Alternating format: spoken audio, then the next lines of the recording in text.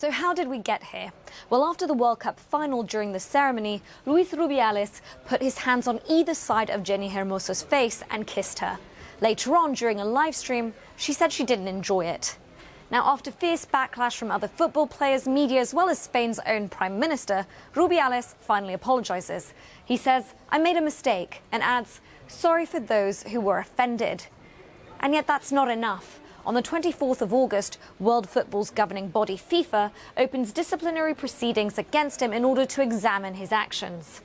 On the 25th, the next day, Luis Rubiales says the kiss was consensual. This is what else he had to say. No voy a dimitir. I will not resign. No voy a dimitir. I will not resign. No voy a dimitir. I will not resign.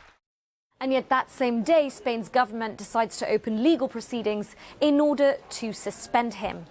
And in addition, Spain's Secretary of Sport says he wants this to be Spanish football's Me Too movement.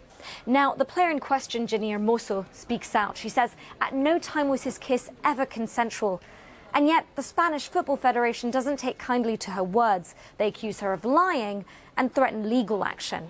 And yet she has a lot of support. Dozens of players, including all 23 players who attended the Women's World Cup, say they will not play for the women's team until Rubiales is removed. Now, the next day, FIFA announces it is provisionally suspending Rubiales pending the disciplinary proceedings against him. That same day, the head coach for the women's team criticizes him breaking with Rubiales, and that's as his entire coaching staff resigns in protests. The next day, the Spanish Football Federation announces an internal investigation is underway and that their sexual violence protocol has now been activated.